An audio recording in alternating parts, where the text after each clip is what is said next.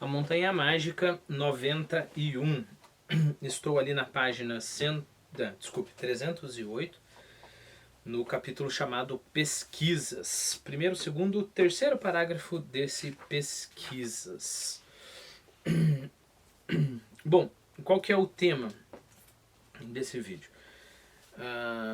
É da nossa semi-incapacidade de entender algumas imagens, né? Por que eu digo semi-incapacidade? Já tenho falado isso em diversos vídeos, em tudo quanto é lista aqui do canal eu falo.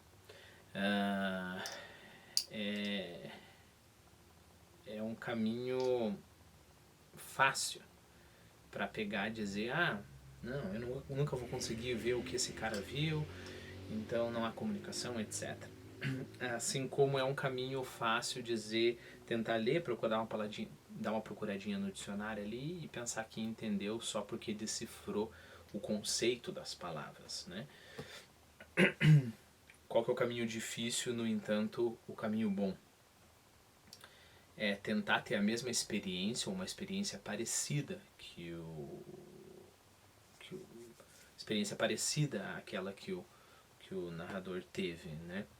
Só que isso é difícil. Então, eu quero ler essa passagem para a gente ver o quão difícil que é ver isso, não entender só conceitualmente, e dar algumas dicas, né? Então vamos lá. Ademais, não se podia falar nem de assalto nem de violência. O inverno vinha chegando devagarzinho, e por enquanto não se apresentava de forma diferente daquela região que o verão trouxera. De forma diferente daquela que o verão trouxera consigo. Durante alguns dias soprara o vento sul, o sol ardeu, o vale pareceu encolhido e estreitado, e os bastidores dos Alpes ao fundo do vale afiguraram-se próximos e muito claros.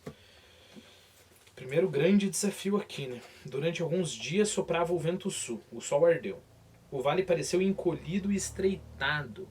Você tem que se imaginar em frente a um vale e esse vale vai estar encolhido e estreitado. E os bastidores dos Alpes ao fundo do vale afiguraram-se próximos e muito claros. Por causa do tempo bom, por causa do vento, de alguma forma esse vale parecia menor, né? Eu não sei quanto a você, mas para mim parece muito fantástico, né? Eu teria 2 ou 3, alguns caminhos aqui. Volto a parafrasear o que eu falei. Primeiro, isso daqui está na cabeça do Thomas Mann. Thomas Mann viu isso daqui, não posso a mínima ideia do que ele quis dizer com isso. Então, eu volto àquela história, não dá para se comunicar. Segundo, não, entendi as palavras, olha. O vale pareceu encolhido, bastidores, afigurava-se próximo, muito claro, Então eu posso falar que eu entendi. Então essa é uma outra postura, né? Sei lá, mais uma postura. Simplesmente ignorar isso daqui, nem se perguntar sobre isso. Mas novamente, o caminho bom, o caminho estreito, será que eu consigo visualizar isso? Um vale ficando menor por conta do vento? Será que eu consigo visualizar ele se estreitando e os bastidores do fundo afigurando-se mais próximos e claros? Se eu forçar a minha imaginação, eu mais ou menos consigo, mas tudo é muito enevoado ainda. Tudo ainda é muito incerto, né? Mas isso é bom. Isso significa que pelo menos eu estou no caminho. Depois surgiram nuvens irrompendo do pico Michel e do Tinzenhorn rumo ao nordeste, e o vale escureceu. Então começou a chover copiosamente. A chuva foi se tornando bacenta.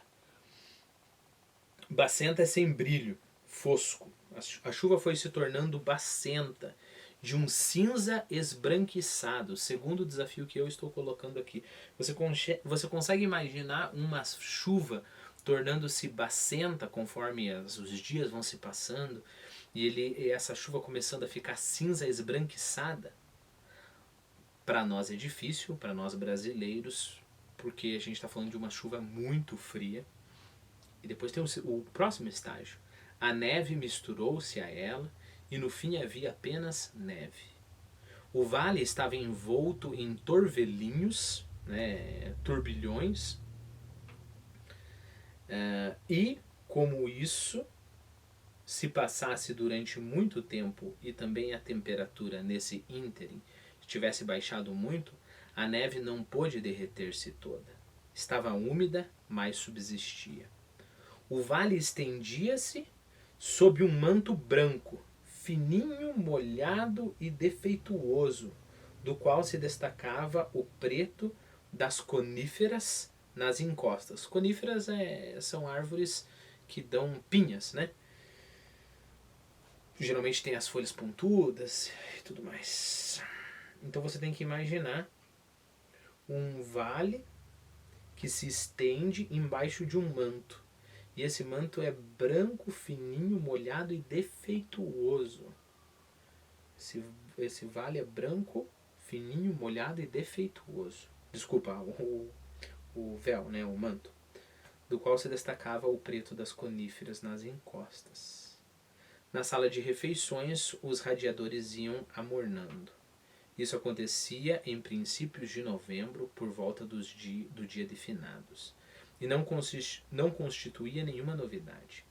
Em agosto, passara-se o mesmo, e havia muito o pessoal perder o hábito de considerar a neve um privilégio do inverno. A toda hora e com qualquer tempo tinha-se neve diante dos olhos, pois sempre cintilavam restos e vestígios dela nas gretas e nas fendas da cordilheira rochosa dos Alpes Réticos. Aqui ajudaria a gente a procurar figuras dos Alpes Réticos e tentar ver nesses Alpes, ou em qualquer Alpe, mas melhor ainda se for nesse, as gretas e as fendas. Lembre-se que gretas são rachaduras, né? Da cordilheira rochosa dos Alpes Réticos, que pareciam fechar a saída do vale, e as majestades montanhosas do sul, mesmo as mais distantes, sempre resplandeciam envoltas em neve. Mas tanto a nevada como a queda de temperatura mostravam-se persistentes, num gris, que é a cor que ela é tirante ao cinza, né? Num gris pálido, o céu pendia pesado sobre o vale. Num gris pálido, o céu pendia pesado sobre o vale, desfazendo-se em flocos que caíam silenciosos e incessantes, com uma abundância exagerada e um pouco inquietante. O frio aumentava de hora em hora. Chegou a manhã em que Hans registrou 7 graus no seu quarto, e no dia seguinte eram apenas 5. E aí ele continua com as descrições, né? Por que esse é o caminho mais difícil? E é o caminho estreito, mas é o caminho bom. Ah, mais uma parte só. Eu coloquei aqui um marcador, então deve ser importante. Ali no comecinho da próxima página.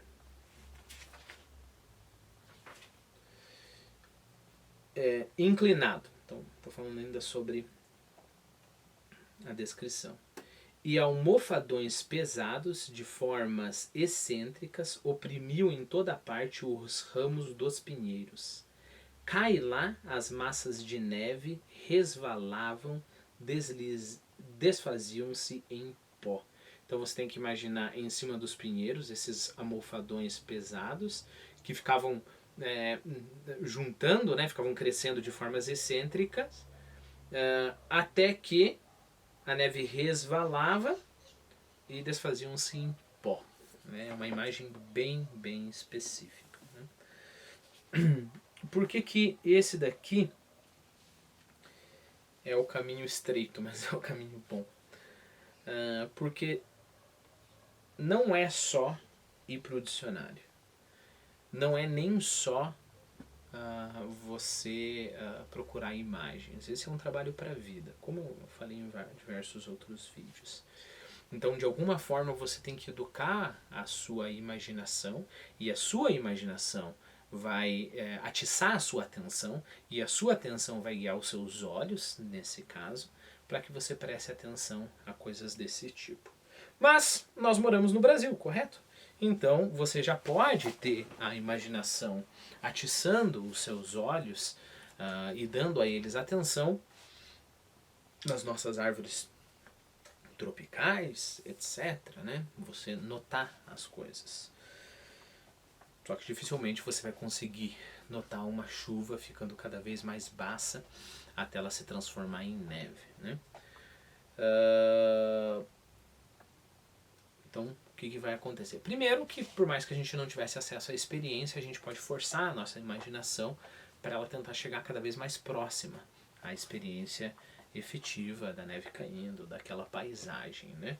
É claro que a gente vai estar em desvantagem em relação a, sei lá, um dinamarquês, a um norueguês, esses caras aí, a um alemão. Só que em compensação eles também vão estar em desvantagem se forem ter que imaginar, sei lá, nossa floresta tropical e assim por diante. Então tá tudo certo, né? O outro consolo pra gente é que a atenção você pode colocar em qualquer coisa. Você não precisa ter somente os Alpes suíços para prestar atenção, né?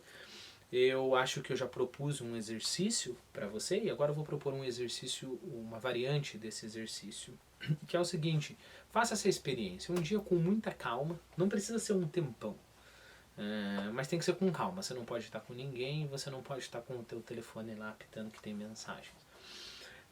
Vai para qualquer praça, qualquer coisa ordinária. Você não estou falando para você ir num lugar mais bonito, qualquer lugar que tenha planta ordinária. Para e começa a notar. Você vai notar que a princípio são só árvores, né? Uma árvore grande e uma árvore pequena. E aí mato no chão, né? Se você parar numa praça. Só que se você começa a notar, se você, melhor ainda se você conseguir entrar assim onde que tem mato tudo em volta, né? Aqui perto do meu trabalho tem um bosque de Portugal, que é um bosque simplesinho, assim, é uma rua praticamente, uma estradinha em árvores. Mas se você parar e você começa a notar as árvores, a interação das árvores, a interação da forma da árvore contra o céu. Você vai notar que em alguns lugares você não consegue ver o céu e você vai esmiuçando a sua experiência, sendo cada vez mais específico. Você vai ver que esse parque ele vai se expandindo em significado, né? Não é significado conceitual, então o objetivo não é catalogar, nossa, aqui nós temos uma árvore copérnica, não sei das quantas, não é nada disso, é perceber, é um exercício de percepção, não é um exercício de memória, nesse sentido de aprender matéria, né? É um exercício de percepção. Eu acredito que até uma pessoa que, vamos supor, está estudando botânica, ela pode estar com seu livrinho lá no bosque e falar: opa, essa daqui é a flor não sei das quantas, não sei das quantas, deixa eu ver, tem o cabinho assim, etc. Então eu notei. Um outro modo seria não levar livro nenhum e simplesmente notar tudo isso, né? Isso vai fazendo com que a sua imaginação vai ficando mais capaz, né? E aí é claro, se você ainda assim tem que imaginar uma paisagem cheia de neve e você nunca esteve em nenhum lugar cheio de neve, ainda assim vai ser um grande desafio para a sua imaginação, mas a sua imaginação está sendo cada vez mais capaz, né? Um outro modo é assistir bons filmes, filmes que prestam atenção no ambiente, né? E você vai ver que se você não ficar esperando do filme aquilo que o filme não quer te dar, ou seja, muitas vezes a gente se frustra com o filme porque a gente quer saber o que vai acontecer, só a ação e tudo mais. Não estou dizendo que isso não é importante, mas tem horas que o filme quer parar e mostrar uma árvore para você, né? Mostrar um monte de neve. E se você entrar, digamos assim, na mesma vibe que o filme, ele vai te mostrar muitas coisas, muitas coisas. Então o que acontece? O Thomas Mann, Montanha Mágica, vai ter atiçado a nossa imaginação, e aí a gente vai por respeito, puxa, tem uma palavra que eu esqueci para isso, mas por causa da nossa imaginação, a gente vai deixar a nossa atenção se desenvolver e essa atenção vai guiar os nossos olhos. E uma vez que a nossa atenção guia os nossos olhos, quando a nossa atenção, os nossos olhos descobrem as coisas, ele não vai simplesmente jogar a impressão fora, porque você falou para você mesmo que essa é uma impressão importante.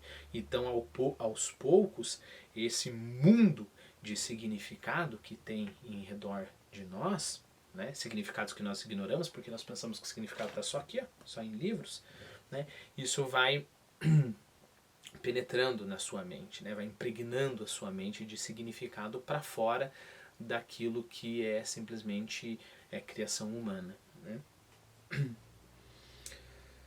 Bom, então você é levado pelo Montanha Mágica, você vai prestar mais atenção aos filmes. Quando você relê o Montanha Mágica ou ler qualquer outro livro, a tua imaginação vai ficar mais capaz ainda, e isso vai levar você a prestar atenção na sua vida, quando você está andando na rua, e essas impressões vão dar matéria-prima para quando você ler o próximo livro você conseguir entender mais ainda, até que a gente chegue mais próximo e mais próximo e mais próximo de uma comunicação perfeita com o narrador. É claro que a gente vai chegando cada vez mais próximo. Não sei sobre a possibilidade de ter uma comunicação simplesmente perfeita, assim, né? Mas a comunicação chega ao ponto de que às vezes você sente aquela mesma experiência, você está ali, você está vivendo, é a capacidade que nós temos de viver outras vidas, né? Só que isso dá trabalho, né? Deixa eu dar um exemplo bem interessante e aí eu vou com a minha primeira dica cinematográfica. Existe uma série polonesa do final dos anos 80, acho que é de 1989 1900, a série termina em 1990, se eu não me engano, chamada Decálogo, do diretor Krzysztof Kieslowski. Krzysztof Kieslowski, isso. E aí tem uma cena determinada que o cara foi condenado à morte e ele tem direito ao último cigarro. E ele fuma esse último cigarro, ele tá nervoso e aí chegam pra ele com um cinzeiro e ele vai apagar, ele se demora um pouco apagando esse cigarro, né? No contexto daquele episódio em específico, tendo experienciado tudo que aquele personagem experienciou, assim, como que numa fração de segundos eu me senti transportado e eu sabia exatamente o que aquele homem estava sentindo naquele momento. Daquele drama me atingiu, né, de forma violenta. Mas essa é uma experiência que a gente vai conquistando aos poucos, né? Porque às vezes tanto aquele que está criando a arte não tem ainda modos de expressividade suficiente para te passar uma experiência, como é o caso do Krzysztof Kieslowski, às vezes você ainda não está preparado. Mas vale a pena, tanto o diretor quanto o escritor de um lado, e nós como espectadores e leitores de outro, tentar chegar a essa comunicação. Eu vou abrir uma segunda parte para esse vídeo, e aí eu vou dar mais umas 5 ou 6 indicações de filme para treinar o nosso imaginário.